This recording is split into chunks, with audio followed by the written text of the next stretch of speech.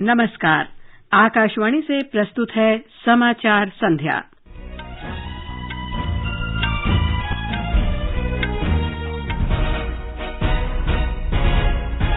प्रधानमंत्री नरेंद्र मोदी ने उन राज्यों से पेट्रोल और डीजल पर मूल्य वर्धित कर वैट कम करने का आग्रह किया जिन्होंने अभी तक वैट कम नहीं किया है। कहा, केंद्र सरकार ने पिछले वर्ष नवंबर में उत्पाद शुल्क में कमी कर लोगों को राहत दी थी।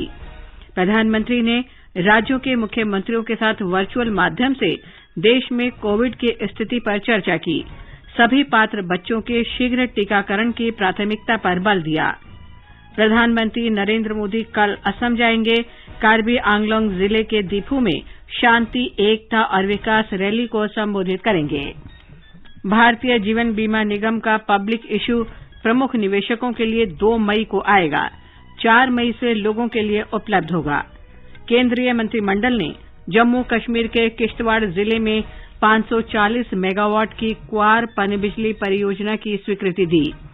मंत्रिमंडल ने वाम उग्रवाद से प्रभावित इलाकों में 2G मोबाइल सेवा को 4G सेवा में बदलने के लिए फंड की स्वीकृति दी। मंत्रिमंडल ने खरीफ सत्र 2022 के लिए उर्वरक पर पोषण आधारित सब्सिडी को मंजूरी दी। तमिलनाडु के तंजावुर में मंदिर रथ यात्रा उत्सव के दौरान बिजली का करंट लगने से 11 लोगों की मृत्यु हो गई। कोयला मंत्री प्रहलाद जोशी ने कहा, ताप विद्युत संयंत्रों के पास 9 दिन का कोयला भंडार उपलब्ध। कहा, सरकार बिजली संयंत्रों को आवश्यक आपूर्ति करेगी। विदेश मंत्री डॉक्टर सुब्रमण्यम जयशंकर बांग्लादेश और भूटान की 3 दिन की यात्रा पर कल रवाना होंगे। और मुंबई में IPL क्रिकेट में गुजरात टाइटंस और सनराइजर्स हैदराबाद का मुकाबला जारी। समाचार संध्या में जागृति शर्मा के साथ मैं लवली निगम। प्रधानमंत्री नरेंद्र मोदी ने राज्यों से पेट्रोल और डीजल पर वैट कम करने का आग्रह किया है। कुछ राज्यों ने करों में कटौती नहीं की है, इसलिए उनसे यह आग्रह किया गया है। प्रधानमंत्री ने कहा कि ऐसा न करना लोगों के साथ अन्याय है। पेट्रोल डीजल की बढ़ती कीमत का बोझ कम करने के लिए केंद्र सरकार ने एक्साइज ड्यूटी में पिछले नवंबर महीने में कमी की थी। राज्यों से भी आग्रह किया था कि वो अपने यहाँ टैक्स कम करें और ये बेनिफिट नागरिकों को ट्रांसफर करें। इसके बाद कुछ राज्यों ने तो भारत सरकार की इस भावना के अनुरूप टैक्स कम कर दिया, लेकिन कुछ राज्यों द्वारा अपने राज्य के लोगों को इसका कोई लाभ नहीं दिया गया। पेट्रोल और डीजल पर बढ़ते बोझ को कम करने के लिए केंद्र सरकार ने पिछले वर्ष नवंबर में उत्पाद शुल्क घटाया था। प्रधानमंत्री ने आज देश में कोविड-19 महामारी की स्थिति पर राज्यों के मुख्यमंत्रियों के साथ वर्चुअल संवाद में इस बात पर चिंता प्रकट की। इस अवसर पर श्री मोदी ने कहा कि केंद्र और राज्यों के मिलकर काम करने के कारण ही इस महामारी के खिलाफ लड़ाई में देश को महत्वपूर्ण सहायता मिली। उन्होंने कहा कि वैश्विक स्थिति को देखते हुए भारत की अर्थव्यवस्था की मजबूती के लिए आर्थिक निर्णयों पर केंद्र और राज्य सरकारों के बीच समन्वय पहले की तुलना में और ज्यादा जरूरी हो गया है। प्रधानमंत्री ने कहा कि कोविड की चुनौती अभी खत्म नहीं हुई है, इसलिए सतर्क रहने की आवश्यकता है।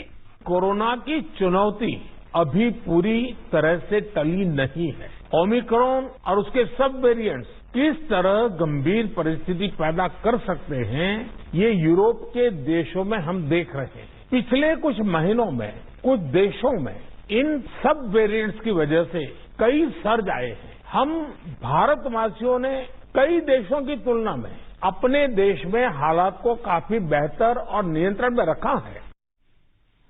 प्रधानमंत्री ने कहा कि देश के वैज्ञानिक और विशेषज्ञ राष्ट्रीय तथा वैश्विक स्थिति की लगातार निगरानी कर रहे हैं।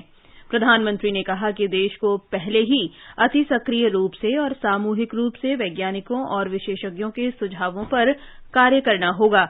उन्होंने कहा कि बिल्कुल शुरू में संक्रमण को फैलने से रोकना पहले भी प्राथमिकता थी और अब भी यही प्राथमिकता बनी रहनी चाहिए। हमारे साइंटिस्ट और एक्सपर्ट्स नेशनल और ग्लोबल सिचुएशन को लगातार मॉनिटर कर रहे हैं। उनके सुझावों पर हमें प्रिएम्प्टिव, प्रोएक्टिव और कलेक्टिव अप्रोच के साथ काम करना होगा। इन्फेक्शंस को शुरुआत में ही रोकना हमारी प्राथमिकता पहले भी थी और अब भी यही रहनी चाहिए। टेस्ट, ट्रैक, और ट्रीट की हमारी स्ट्रेटेजी को भी हमें उतने ही प्रभावी तौर पर लागू करना। प्रधानमंत्री ने इस बात पर बल दिया कि सभी पात्र बच्चों को शीघ्र से शीघ्र टीके लगाने को प्राथमिकता देनी चाहिए और इस दिशा में विशेष अभियान चलाने की आवश्यकता है। मार्च में हमने 12 से 14 साल के बच्चों के लिए वैक्सीनेशन शुरू कर दिया था। अभी कल ही 6 से 12 साल के बच्चों के लिए भी कोवैक्सीन टीका की परमिशन मिल गई है। सभी एलिजिबल बच्चों का जल्द से जल्द टीकाकरण ये हमारी प्राथमिकता है। इसके लिए पहले की तरह स्कूलों में विशेष अभियान भी चलाने की जरूरत होगी। टीचर्स और माता पिता इसे लेकर जागरूक रहें, हमें ये भी सुनिश्चित करना होगा। श्री मोदी ने कहा कि ये प्रत्येक देशवासी के लिए गर्व की बात है कि देश की 96% वयस्क जनसंख्या को कोविड का पहला टीका लग चुका है। उन्होंने कहा कि जांच, निगरानी और उपचार की रणनीति प्रभावी ढंग से लागू की जानी चाहिए। राष्ट्रव्यापी कोविड टीकाकरण अभियान के अंतर्गत अब तक 188 करोड़ 19 लाख से अधिक टीके लगाए जा चुके हैं। स्वास्थ्य मंत्रालय ने बताया कि पिछले 24 घंटों में 21,97,000 से अधिक टीके लगाए गए। इसी अवधि में लगभग 3,000 लोगों में कोरोना संक्रमण की पुष्टि हुई। प्रधानमंत्री नरेंद्र मोदी कल असम जाएंगे। श्री मोदी दिन में 11 बजे कार्बी आंगलोंग जिले के दीफू में शांति, एकता और विकास रैली को संबोधित करेंगे, जिससे क्षेत्र में शांति पहल को बढ़ावा मिलेगा।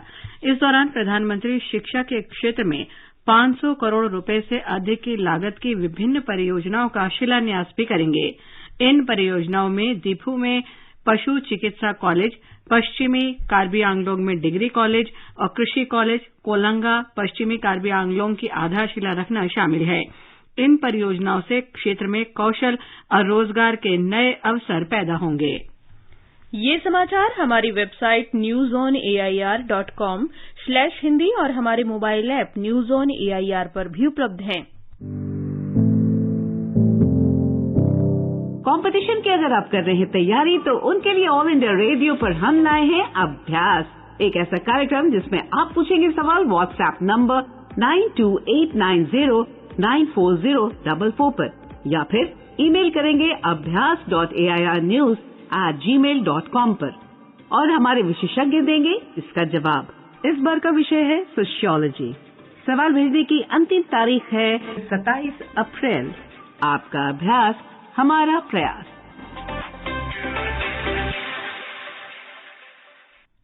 समाचार संध्या में आपका फिर स्वागत है। भारतीय जीवन बीमा निगम का आरंभिक सार्वजनिक निर्गम आईपीओ 2 मई को प्रमुख निवेशकों के लिए और 4 से 9 मई तक आम लोगों के लिए खुलेगा। निवेश और सार्वजनिक संपत्ति प्रबंधन विभाग दीपम के सचिव तुहिनकांत पांडे ने आज बताया कि देश में अब तक का सबसे बड़ा आईपीओ होगा, जबकि ऑफर साइज 5 से घटाकर 3.5% कर दिया गया है। निगम के अधिकारियों ने कहा कि कुल आईपीओ का मूल्य 21,000 करोड़ रुपए निर्धारित किया गया है। पॉलिसी धारकों को प्रति शेयर 60 रुपए की छूट मिलेगी और खुदरा कर्मचारियों तथा प्रमुख निवेशकों को 45 रुपए की छूट मिलेगी। आईपीओ 17 मई को देश के विभिन्न स्टॉक एक्सचेंजों पर सूचीबद्ध होगा।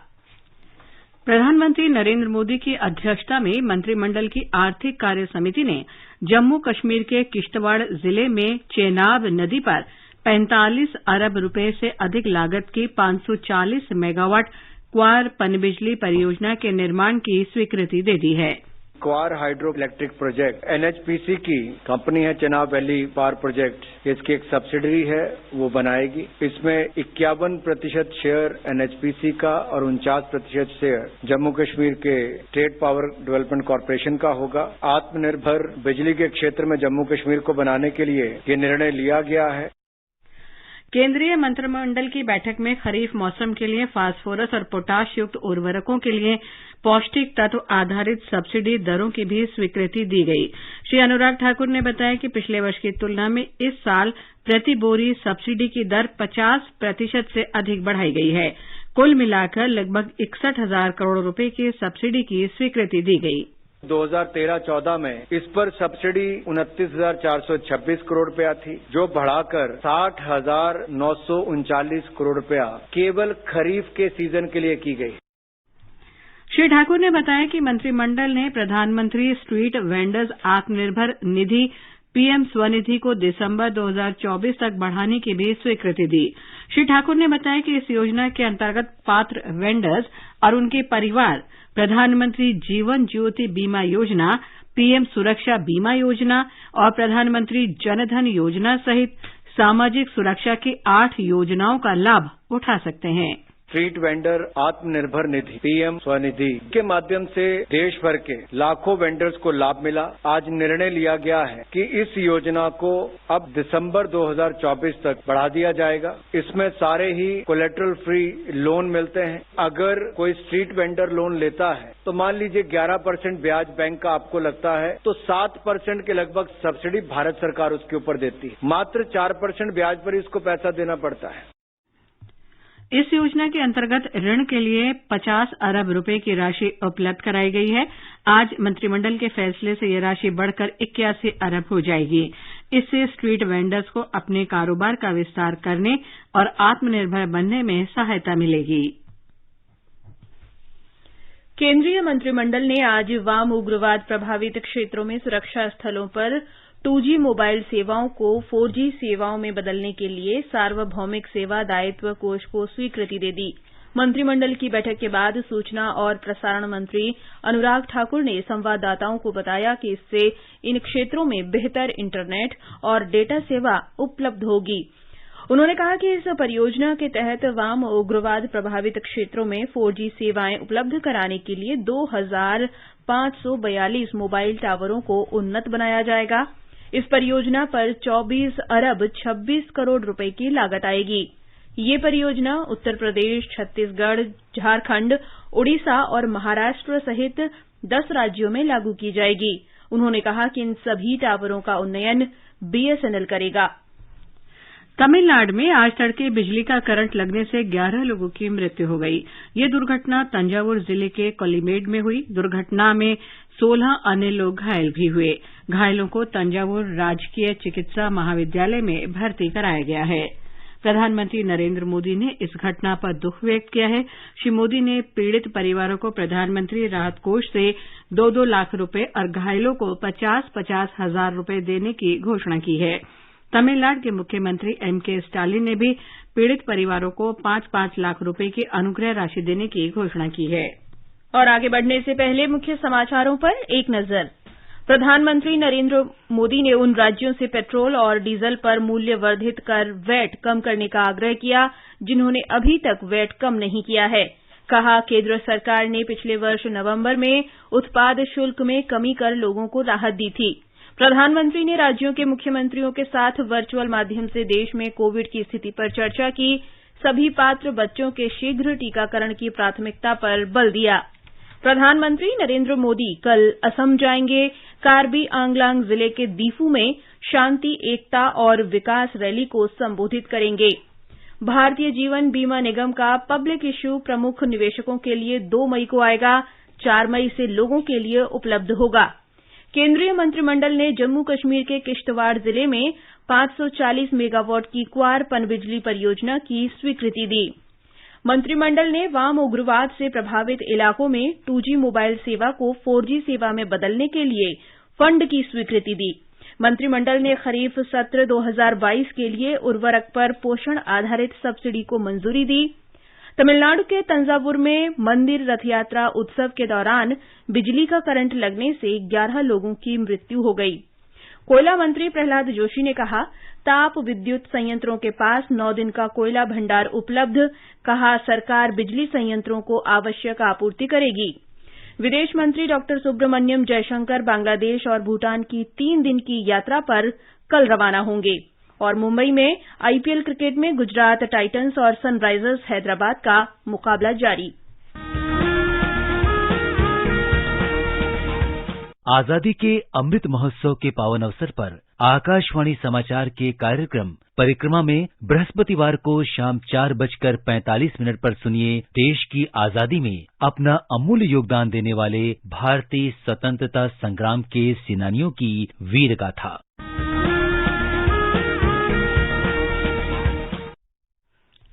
प्रधानमंत्री नरेंद्र मोदी ने कहा है कि भारत और फिजी के बीच संबंध मानव सेवा की साझा विरासत पर आधारित हैं। फिजी में आज श्री सत्य साई संजीवनी अस्पताल के उद्घाटन अवसर पर अपने वीडियो संदेश में श्री मोदी ने कहा कि भारत को फिजी के सामाजिक आर्थिक विकास में योगदान का अवसर मिलता रहा है। हमारे रिश्ते आपसी सम्मान, सहयोग और हमारे लोगों के मजबूत आपसी संबंधों पर टिके हैं। भारत का ये सौभाग्य है कि हमें फिजी के सामाजिक आर्थिक विकास में भूमिका निभाने, योगदान करने का अवसर मिलता रहा है। बीते दशकों में भारत फिजी के रिश्ते हर क्षेत्र में लगातार आगे बढ़े हैं, मजबूत हुए हैं। कोयला मंत्री प्रहलाद जोशी ने कहा है कि ताप विद्युत संयंत्रों के पास 2,15,50,000 टन कोयला भंडार उपलब्ध है। उन्होंने कहा कि संयंत्रों के पास लगभग 9 दिनों का स्टॉक उपलब्ध है।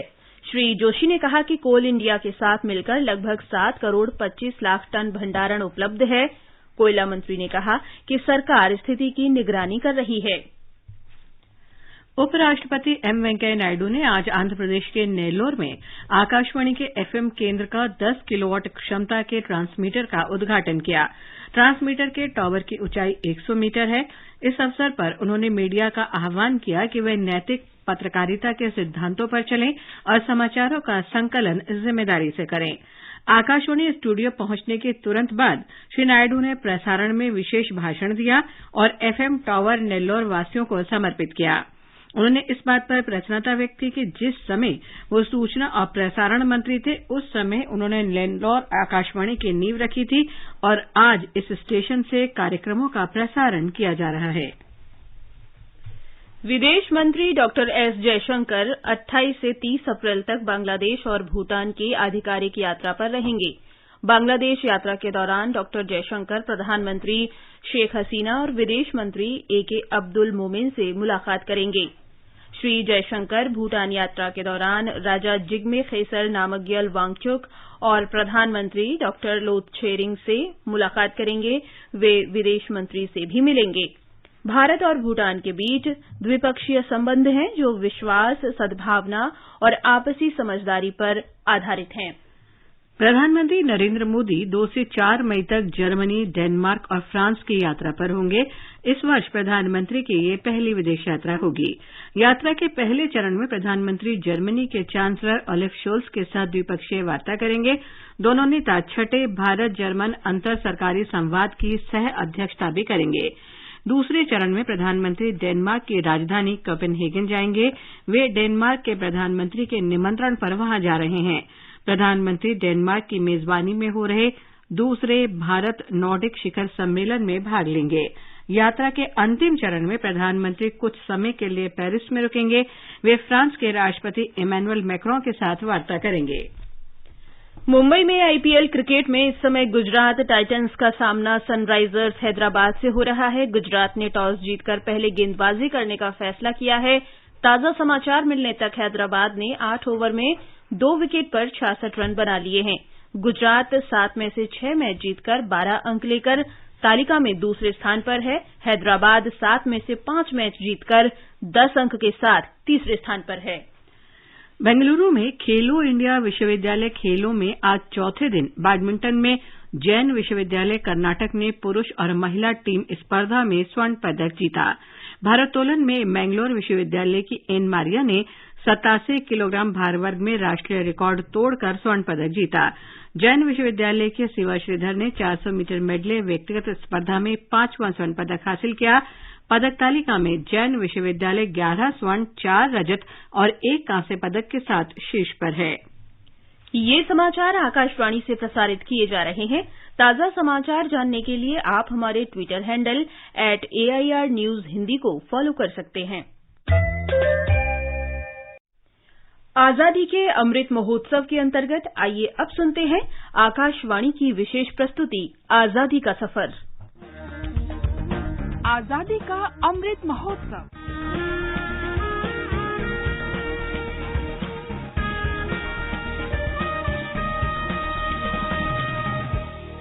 आजादी का सफर आकाशवाणी समाचार के साथ एक राष्ट्र का उदय। भारत का गौरवशाली स्वतंत्रता संग्राम आधुनिक विश्व में घटित महानतम संघर्षों में एक है।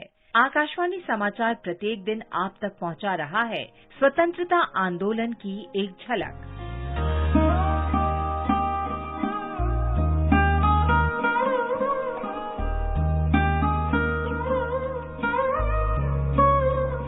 आज की कड़ी में हम महात्मा गांधी के सहयोगी मणिभाई भीमबाई देसाई का स्मरण कर रहे हैं, जिनका जन्म 27 अप्रैल 1920 को गुजरात के सूरत में हुआ था। 1942 में भारत छोड़ो आंदोलन के दौरान उन्हें जेल में रहना पड़ा।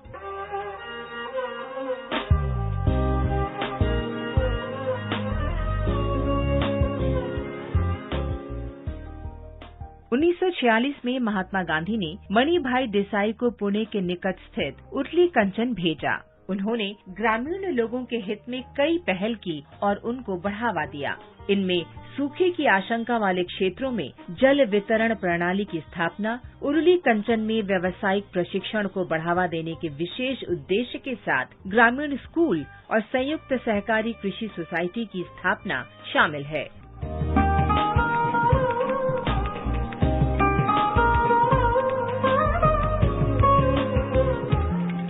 भारत सरकार ने देसाई को पद्मश्री से सम्मानित किया। 14 नवंबर 1993 को पुणे में उनका निधन हो गया। उन्होंने जिन संस्थानों की स्थापना की, वो लगातार राष्ट्र और लोगों की सेवा में आज भी संलग्न हैं। इस महान गांधीवादी देशभक्त को हमारा शत शत नमन।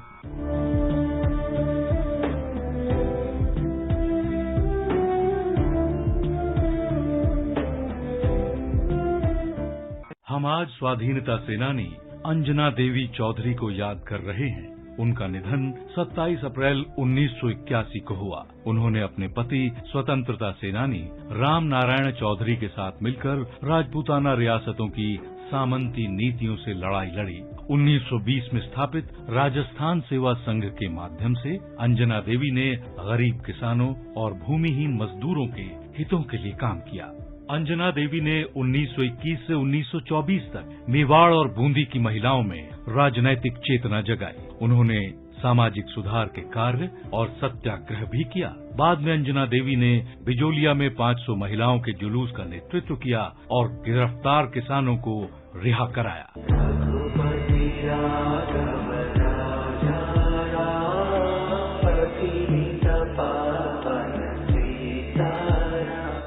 1932 से 1935 तक राष्ट्रीय आंदोलन में भाग लेने के कारण उन्हें 2 बार जेल भेजा गया। वो 1930 के दशक में डूंगरपुर रियासत के भीलों की सेवा में समर्पित रहीं।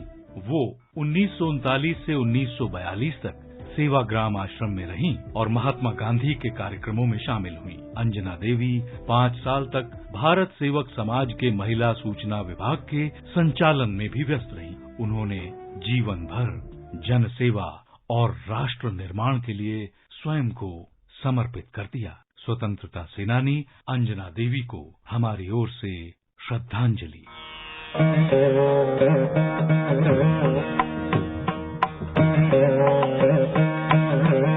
आज हम महान समाज सुधारक टी.के. माधवन को भी श्रद्धांजलि अर्पित कर रहे हैं, जिनका निधन 27 अप्रैल 1930 को हुआ था।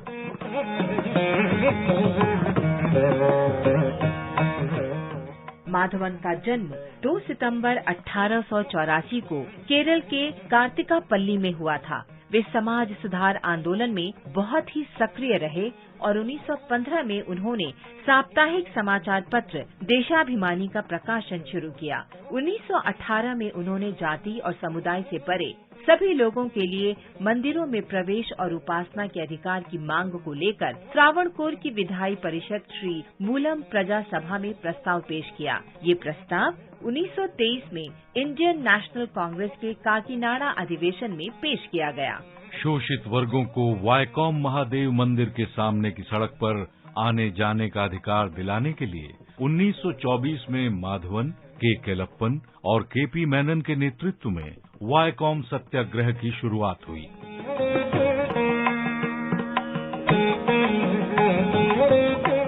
माधवन और के.पी. मेनन को गिरफ्तार कर लिया गया और कारागार में डाल दिया गया। अंततः त्रावणकोर के महाराजा सभी वर्ग के लोगों के लिए रास्ता खोलने पर सहमत हो गए।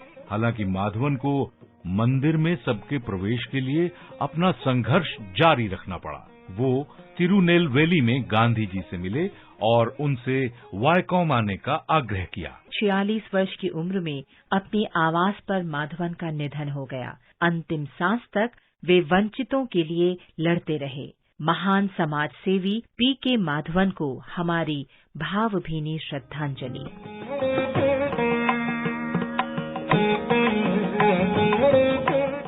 और अब आकाशवाणी समाचार के साथ आजादी का सफर की ये कड़ी संपन्न होती है। कल फिर मिलेंगे एक नई कड़ी के साथ।